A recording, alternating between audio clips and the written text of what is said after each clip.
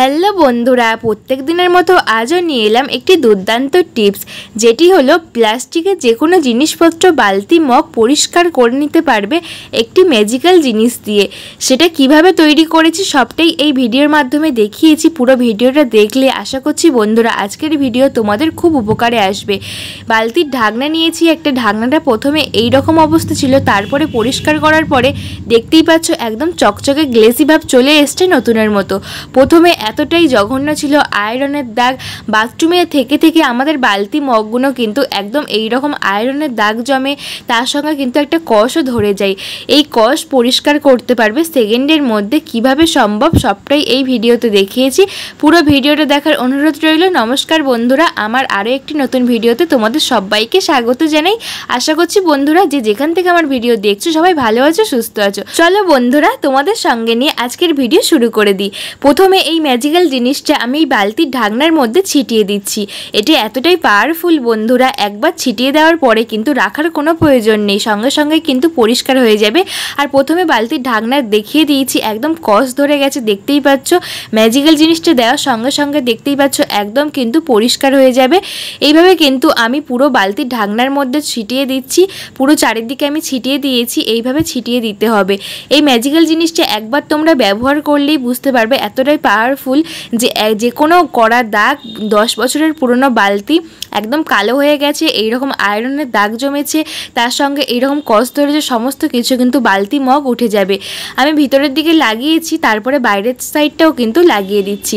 পুরো বালতির ঢাকনার মধ্যে লাগিয়ে দিচ্ছি। বালতির ঢাকনাটা কিন্তু অনেকটাই বড়, আর এটা কিন্তু সবসময় আমার বাথরুমে থেকে থেকে এইরকম দাগ ধরে গেছে। আমরা প্রত্যেকেই বাথরুমের মধ্যে প্লাস্টিকের জিনিসপত্র রাখি, বালতি, মগ, গাবলা, দেখা যায় এইরকম দাগ কিন্তু ধরে যায়, এইরকম স্পট পড়ে যায়, আর কিছুতেই উঠতে চায় না। তো দেখো আমি ম্যাজিক্যাল জিনিসটা দিয়েছি, এরপরে নরম একটা জালি নিয়েছি। এটা আমি পরিষ্কার করার ক্ষেত্রে ব্যবহার করি। এটা কিন্তু একদমই নরম, এখানে শক্ত কিছু করকরে কিছু নিলে কিন্তু দাগ ধরে যাবে, আর আমাদের বালতিটা এমনকি মগটা একদম নষ্ট হয়ে যাবে। তাই জন্য কিন্তু এখানে এরকম নরম জাতীয় জিনিস নিতে হবে, কারণ ম্যাজিক্যাল জিনিসটার পাওয়ারফুল এতটাই যে এইভাবে নরম জিনিস নিলেও কিন্তু খুব সহজে উঠে যাবে। যেটা আমাদের অনেকক্ষণ ঘষে ঘষে পরিষ্কার করতে হতো, সেটা কিন্তু সেকেন্ডের মধ্যে উঠে যাবে। তোমরা সেটা দেখতেই পাচ্ছ, একদম ঘষছি আলতোভাবে নরম জালি দিয়ে, তাতেই কিন্তু সমস্ত কিছু আয়রনের দাগ সব কিছুই কিন্তু উঠে যাচ্ছে। আর এই ম্যাজিক্যাল জিনিসটা কি দিয়ে বানালাম, কি কি উপকরণ লাগলো, ওটা কিন্তু এই ভিডিওর মধ্যে দেখাবো। তোমরা কিন্তু স্কিপ করো না, তাহলে কিন্তু মিস করবে যে কিভাবে বানালাম। তো দেখো একটু জল দিয়ে ধুতেই কিন্তু এই যে একদম আয়রনের দাগ, তার সঙ্গে এই কষগুলো কিন্তু উঠে গেছে পরিষ্কার হয়ে। এটাকে পরিষ্কার জলে ভালো করে ধুয়ে তোমাদেরকে দেখাবো। দেখবে এই দাগ কিন্তু একদম উঠে নতুনের মতো গ্লেসি ভাব চলে এসছে, পরিষ্কার হয়ে গেছে, একদম কালারটা কিন্তু আগের মতো ফিরে এসছে। দেখো একদম পরিষ্কার জলে ধুয়ে তোমাদেরকে দেখাচ্ছি, একদম আগের মতো কালার চলে এসছে, পুরো নতুনের মতো। আর পিছনটা দেখছো অল্প অল্প কিন্তু পিনটাও ফুটে উঠেছে, নতুনের যেমন একটা পিন থাকে সেই পিনটাও চলে এসছে, ফুলগুলো কিন্তু বোঝা যাচ্ছে, এতটাই পরিষ্কার হয়েছে এই ম্যাজিক্যাল জিনিসটা দিয়ে। তো দেখতেই পাচ্ছ একদম পরিষ্কার পরিচ্ছন্ন হয়ে গেছে। তো আর তোমাদের ওয়েট করাবো না, চলো দেখে নিই কি সেই ম্যাজিক্যাল জিনিস, কি দিয়ে এই বালতির ঢাকনাটাকে পরিষ্কার করলাম। প্রথমে আমি একটা বাটি নিয়েছি, একটা বাটির মধ্যে দিয়ে দেবো 1 চামচ পরিমাণ লবণ, 1 চামচ খাওয়ার লবণ বা নুন দিয়েছি। এরপর 1 চামচ জামা কাপড় কাচার সার্ফ বা ডিটারজেন্ট পাউডার দিয়েছি।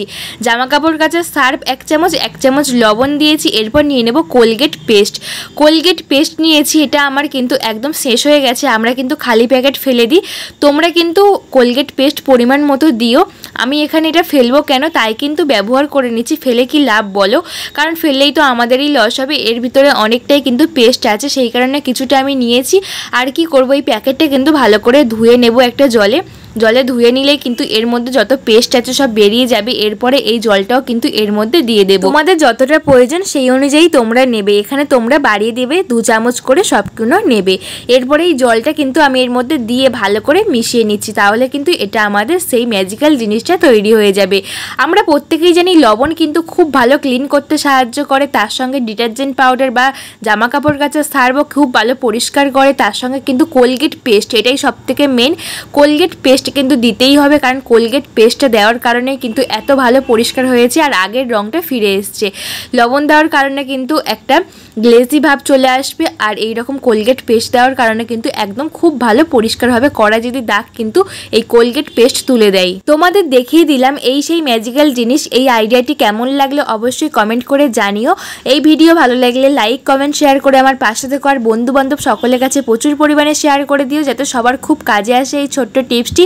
আর আমার চ্যানেলে নতুন কোনো বন্ধু হলে অবশ্যই আমার চ্যানেলটাকে সাবস্ক্রাইব করে পাশে থাকা বেল বাটনটা প্রেস করে দিও, যাতে সমস্ত ভিডিও ছাড়ার সঙ্গে সঙ্গে সমস্ত ভিডিও নোটিফিকেশন সবার আগে তোমাদের কাছে পৌঁছায়।